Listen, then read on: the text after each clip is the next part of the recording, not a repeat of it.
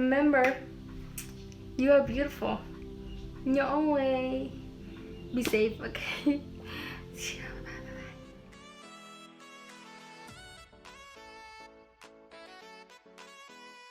Hey guys, welcome back to my channel. So today I'm going to speak in Vietnamese for my Vietnamese subscriber again, because it was only like one video that I did in Vietnamese and people love it.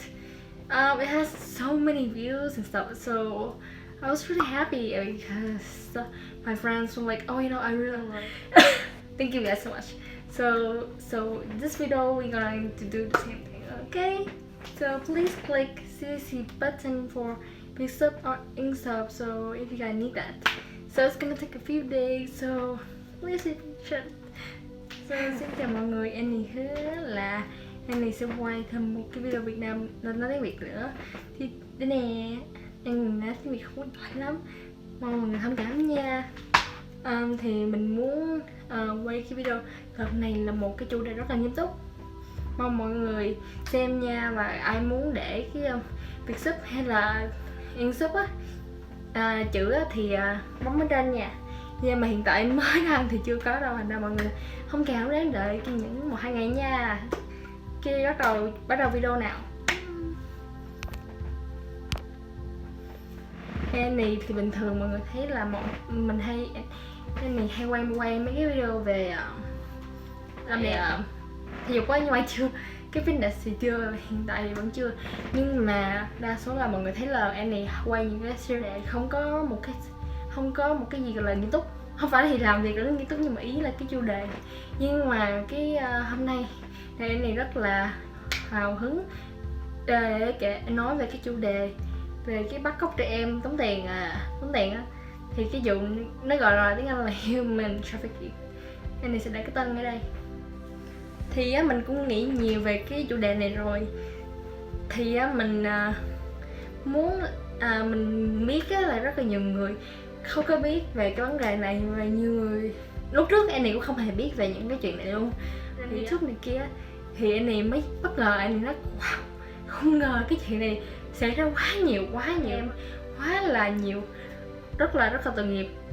Thành ra Annie research một tí xíu về thông tin này nọ. Thì nói chung á là về cái vụ này á thì bây giờ mình nói về cái vụ cũng rất là nhiều, nhưng mà mình nói ở Mỹ trước nha. Thì ở Mỹ á có rất là khoảng 18, bạn có biết là khoảng 18.000 đến 20.000 trẻ em bị bắt cóc mỗi năm không? Là những cái đứa bé mà trong trại mồ côi á là bị rất là nhiều luôn. Ở khoảng năm 2013 đó, khoảng 60% là nạn nhân á, người ta phát hiện ra nó là từ trại mồ côi hết. Thiệt là đáng thương. Như vậy chưa hết, 14% trẻ em báo cáo là bị bắt cóc tống tiền vào năm 2017.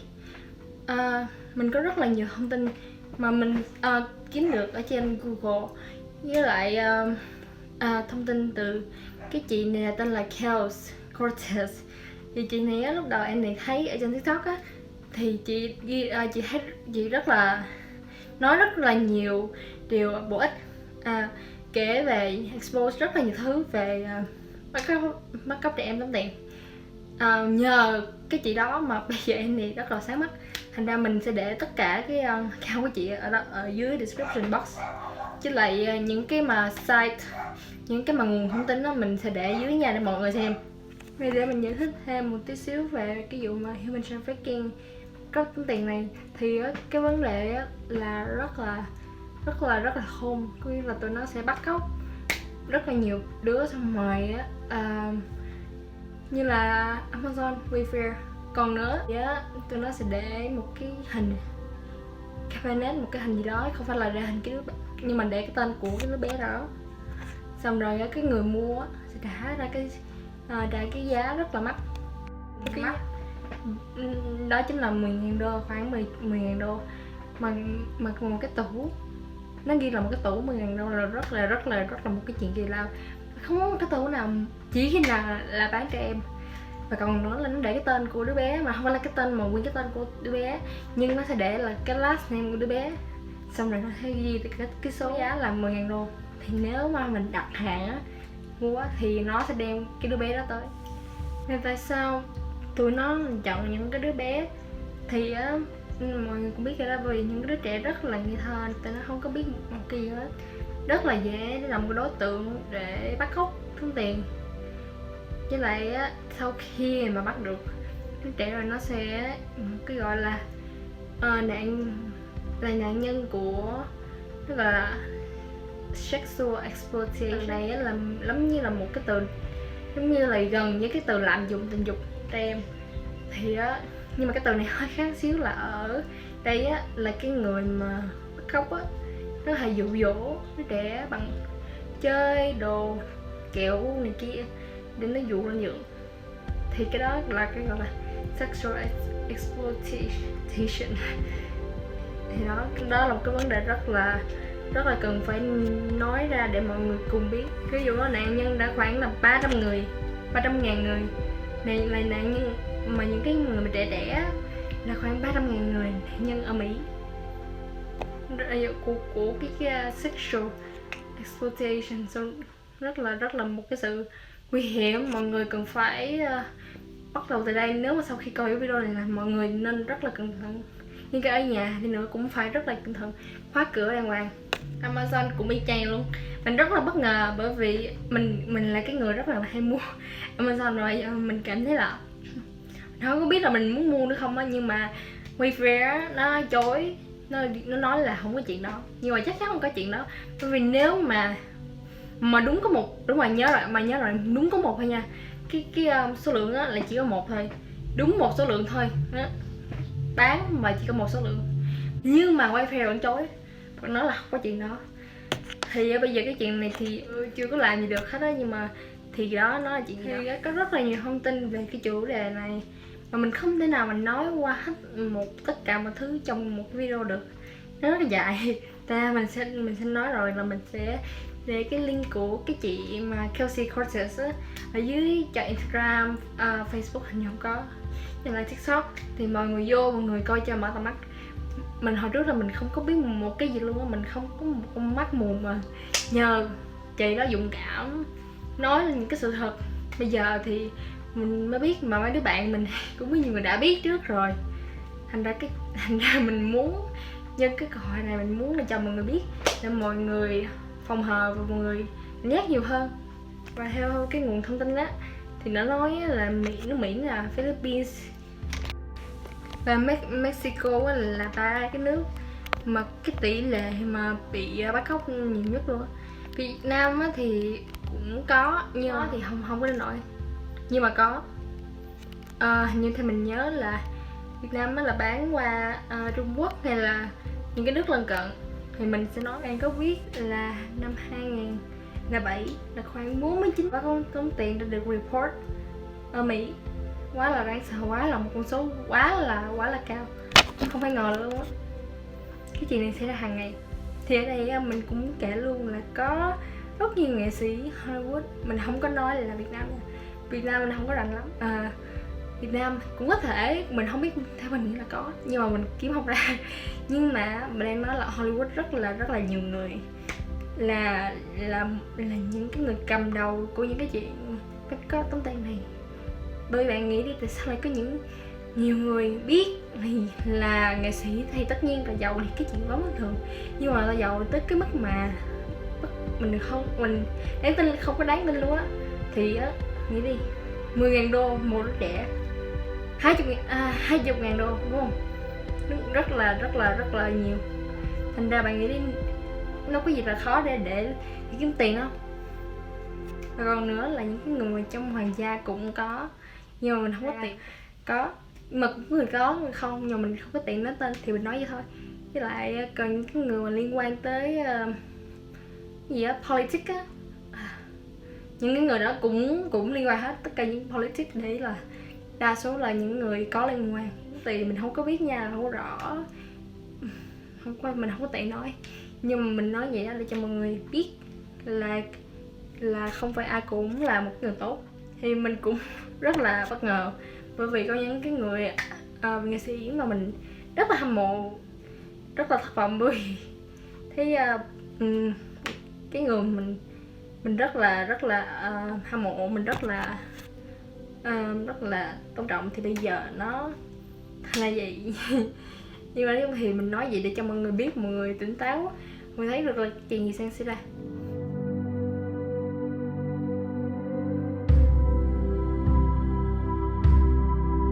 Nói chung á là mình cũng không có nói tên được, nhưng mà mình muốn nói là những cái người mà giàu có, nhưng mà nói chung thì mình nói vậy thôi chứ thì có thể là nhiều bạn đang tự hỏi là vậy những cái người mà nạn nhân đó thì bắt cóc về sao làm gì. Thì tất nhiên là mình đã nhắc về xíu hồi nãy á, chắc chắn là có lạm dụng tình dục. Và nếu ai Mỹ thì mình muốn nói luôn là ba cái vụ mà bắt cóc tống tiền cho em á, nhiều nhất á, thứ nhất á là California, thứ hai á là Florida. Thì ba cái bang này á là rất là nhiều vụ, thành ra mọi người ráng cẩn thận. Và mọi người có để ý là những ba cái bang này đều là một trong những ba cái bang mà nhiều người nhất, không đông dân nhất đó. Thì ở đâu đông thì đó cũng là một cái chỗ rất là nguy hiểm.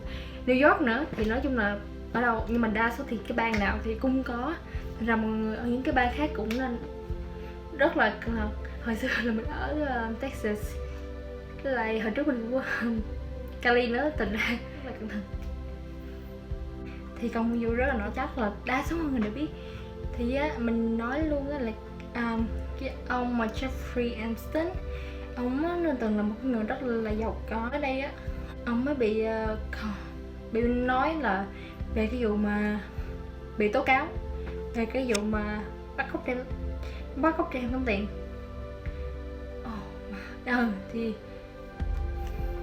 Thì mình nói cái vụ mà bắt cóc tống tiền ở đây á là bắt cóc bán á, chứ không phải là hiểu sai. Thì cái đó thì cũng tất nhiên là cái chuyện đó là rất là nhiều, nhưng mà ý mình nói ở đây á, human trafficking á, ở đây á là bắt để nô lệ, để thì nãy mình giải thích rồi đó. Thì á cái ông này á, ông bị tố cáo là bắt một đứa 14 tuổi, bắt nó làm dụng tình dục với nó. Thì bây giờ thì ông đang ở tù á, Jeffrey Epstein. Thì mình nói luôn á là cái mình nghĩ chắc đa số ai cũng đã biết rồi. Nếu mà ai chưa biết thì mình thích á là ông này từng là liên quan tới làm cái finance là về tiền á, thì ông rất là giàu. Nói qua nói lại thì anyway, ổng trả cái số tiền rất là lớn cho những cái đứa bé 14 tuổi để tụi nó tình dục với ổng. Mình thấy thì ông bị tố cáo, giờ ông đang trong tù rồi. Thì cái chuyện rất là buồn cười, mình không có tại sao có những cái con người là quá bệnh hoạn một cách mà không có một cái sự lòng người, mà không một cái tình người luôn á. Mình không có hiểu tại sao lại quá kinh tởm đến mức vậy. Thì theo nguồn thông tin báo chí á, thì người ta nói là cái ông Epstein á là bắt đầu cái vụ này từ 2002, là vụ mấy đứa trẻ xong rồi massage xong lúc sau á thì dẫn tới cái tình dục, thì toàn là những cái đứa dưới 18 tuổi không. Đã vậy còn dù với là cái số tiền là $100 cho một đứa, thì cái rất là nhiều, rất là một cái sự rất là kinh tởm. Và nói thêm tí về Epstein á, thì ông là cái người rất là giàu có, thì ông có một công ty riêng gọi là J. Epstein Company.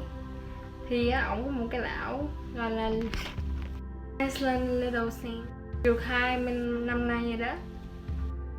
Thì nghe nói là báo chí nói là có rất là nhiều vụ xảy ra cái vụ mà đi bắt cóc tống tiền ở trên cái đảo đó. Thì nghe thì báo chí nói là cái nguồn tin nói là cái ông đó dẫn những cái đứa nhỏ, những cái đứa mà khoảng 14 tuổi, chưa được 18 luôn, chưa 18, 16 mà khoảng 14 tuổi, những cái đứa rất là nhỏ. Thì tới đó dụ xong rồi có nhiều nạn nhân còn nói là có rape nữa. Thì ông bắt những cái nạn nhân đó và hãm hiếp những cái đứa bé đó. Sẽ để tất cả mọi những cái thông tin, nguồn thông tin ở dưới cái description box, còn không thì mình sẽ để hình ở trên đây để mọi người thấy hơn nha. Bây giờ mình sẽ nói về tí xíu về cái chuyện này ở Việt Nam. Thì Việt Nam cũng là một cái vấn đề rất là lớn. Thì theo cái nguồn thông tin á, thì Việt Nam, những cái Việt Nam rất là nhiều, ở Việt Nam rất là nhiều, nhưng mà nó xảy ra những cái con nạn nhân là Việt Nam, nhưng mà ở Úc rất là nhiều. Những cái người bắt cóc á sẽ bắt cóc những đứa trẻ và dắt tụi nó qua bên như là những cái nước như là Pháp nè, Nga và Đức nữa, để đứa trẻ đó làm nô lệ và nô lệ cho tình dục. Thì theo thông tin là khoảng 2012, năm 2012 có khoảng 135 nạn nhân ở UK, cũng là Việt Nam hết, tất cả đều là Việt Nam hết. Đây chỉ còn hai đó còn là bị đánh đập thú vật, hành hạ những đứa trẻ không bằng cái gì hết, đã về làm tình dục rồi bán những đứa trẻ đó. Thì bây giờ mình sẽ nói cho các bạn những cái mà bí quyết, những cái mà cách để phòng hờ để mình tránh những cái chuyện này á. Thì nói chung thì mình nghĩ là mình phòng hờ vẫn hơn là không phòng hờ, đúng không? Thì á, tất nhiên là nên khóa cửa, lúc đi ra vô gì ở nhà là luôn khóa cửa. Ví dụ Việt Nam, ở Mỹ thì mình nghĩ là ở đâu thì cũng có cái chuyện này. Cái chuyện mà về bắt cóc tống tiền á, bắt cóc mà bán á, mua bán á, thì ở đâu cũng có, ở đất bất kỳ lúc nào cũng có. Thành ra các bạn đừng có nghĩ là chỉ ở Mỹ có hay là ở Việt Nam có, ở nước nào cũng có. Thì mình khuyên là mình nên mua một cái súng bắn điện taser gun. Thì cái súng này á, mình không có một cái quảng cáo luôn nha, thì mình sẽ để cái link của cái này, thì mấy bạn ở Mỹ nên đi mua liền đi. Thì cái này chỉ có $9, rất là rẻ mà rất là tiện dụng, nó rất là gọn nhỏ, mình giống như một cái điện thoại đó. Thì á, rất là tiện. Ở đây á là cái đồ gắn sạc nè, sạc thì chỉ cần một tháng sạc 1-2 lần thôi. Rồi đầu tiên là phải nhớ sạc là 8 tiếng. Thì á, tiếp theo đó, gạch vô, rồi có đèn nữa, hay đèn dụng nha. Rồi cái này á, ấn vô thì nó sẽ giật điện, nhưng mà mình không có thể nào làm giờ được, bởi vì á, dùng khi mà không có người mình đã thôi, không có được xài. Thành ra thì các bạn, rồi còn chuyện nữa là những cái mà giấy tờ quan trọng á, là các bạn phải giữ giấu ở một cái chỗ mà chỉ có các bạn biết thôi, không có được để cho chồng hay là mình không có được tin tưởng ở trên cái thế giới này hết. Mình phải cứu bản thân thôi, mình phải với lại chắc giờ cũng phải hạn chế nói chuyện người lạ này kia, là cái chuyện nên làm. Thì đó, đây là những cái cách phòng hờ mà mình chỉ các bạn biết. Thì mong các bạn sẽ sau cái video này và hiểu thêm về cái tình hình hiện giờ. Nếu mà ai mà chưa biết về cái vụ này thì mình mong là sau cái vụ này các bạn biết là chuyện gì đang xảy ra. Cảm ơn các bạn đã xem lắng nghe về cái video này. Và mình đã cung cấp một số thông tin, thì nói chung cũng rất là nhiều, nhưng mà mình sẽ để những cái nguồn thông tin mà cái chị mà mình nói là Kelsey Crisis á, và một cái trang nữa là End of Trafficking Now ở trên Instagram. Thì mình sẽ để tất cả mọi thứ dưới để các bạn xem. Thì mình mong các bạn là khuyên mình nên xem nhiều hơn về cái chị Kelsey Crisis để mở cái tầm mắt.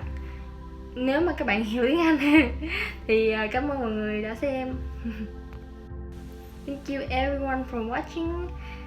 See you guys next week. Bye bye.